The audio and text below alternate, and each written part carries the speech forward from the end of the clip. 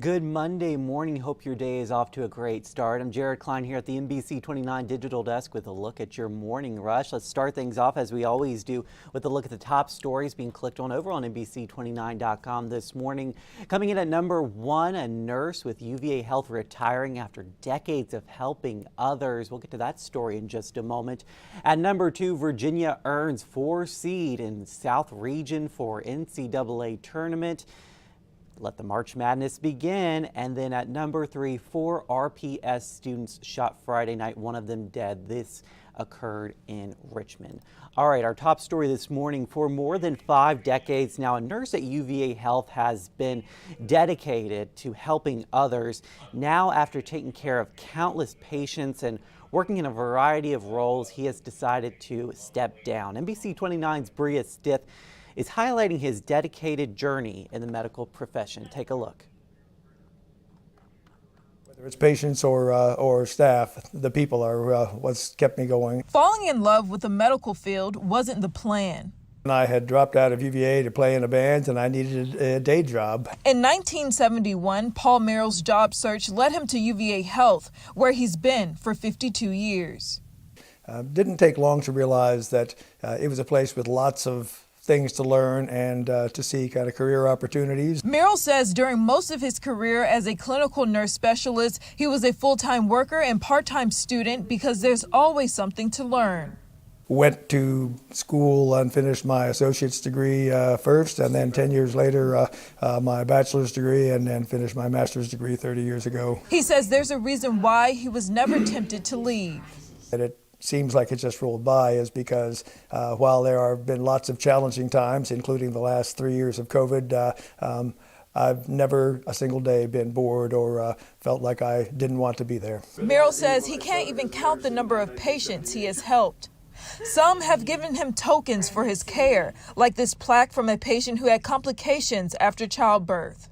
I spent 5 months, guiding her care, and she recovered and is doing well. But the family gave me that. Retirement means more free time, but Merrill says he still wants to help others. Whether it be food bank, whether it be free clinic, but I still want to be involved in helping to do things for people, and I'll explore those opportunities. In Albemarle County, Bria Stith, NBC29 News.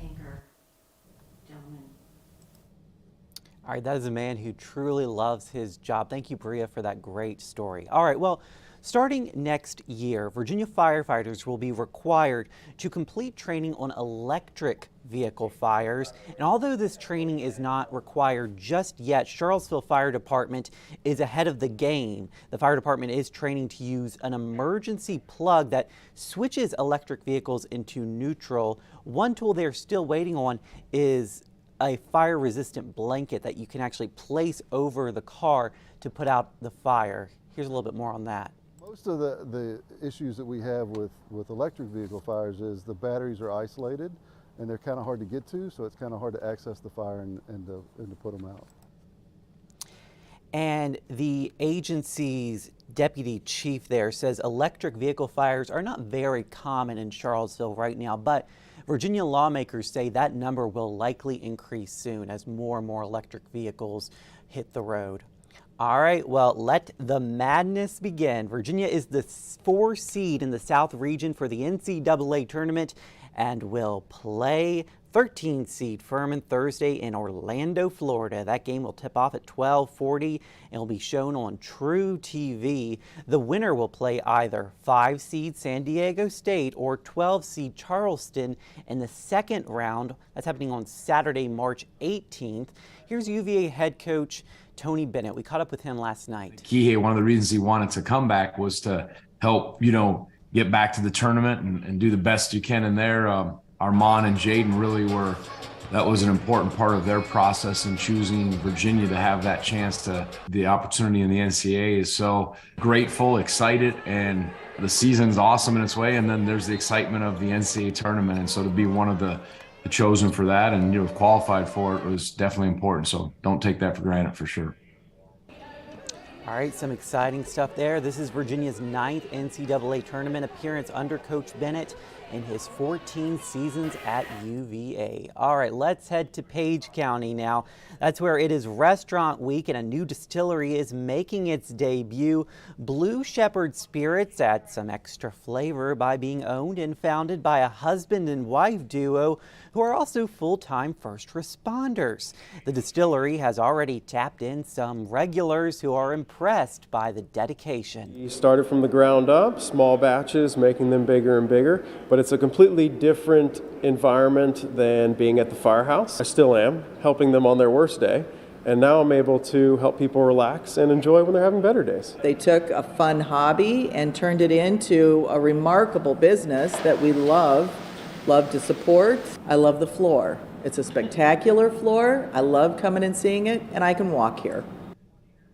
So one customer recommends having 3 different drinks to get an idea of what the Colbys are capable of. Make sure you have a safe drive home after that. Extra hands have been hired as Blue Shepherd Spirits prepares to crack open its variety of whiskey. So make sure you check that out. One of the options in Page County during Restaurant Week. All right, we saw some snow over the weekend. The first measurable snowfall in Charlottesville, not quite an inch, but just enough to not cover the grass, but kind of create a layer of snow out there. That was pretty to look at yesterday, but that is all gone by today. And we're expecting the return of some sun. Let's check in now with meteorologist David Rogers with a full look at his forecast. Good morning, everyone. On this Monday morning, as you do prepare to head out this morning, we'll see some areas of fog and drizzle, but that light wintry mix, the rain showers have basically moved off to the north and east. The actual area of low pressure is going to get a little stronger today, and that will mean some snow for areas across the northeast into New England where temperatures are much colder. Meantime, we're going to continue to see cloudy sky today. It won't be until tonight as high pressure builds in. We'll get some breaks in the cloud cover. Sunshine for us on tap for Tuesday, but get ready for a pretty gusty wind out of the northwest.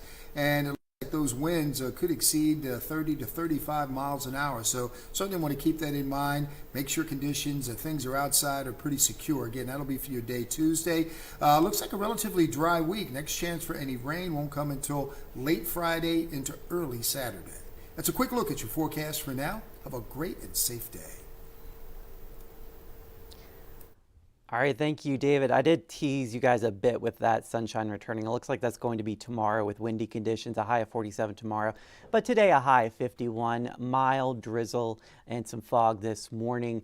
Looking at the rest of the week, looks nice. High 55 Wednesday, 63 on Thursday, and warming up to 67 for our St. Patty's Day. Just a heads up, some school districts are on a 2-hour delay this morning. This includes Augusta, Madison, Orange, Stanton. You can get the full list over at NBC29.com as always. And we'll see you on NBC29 News at noon. Until then, I hope everyone has a great morning out there.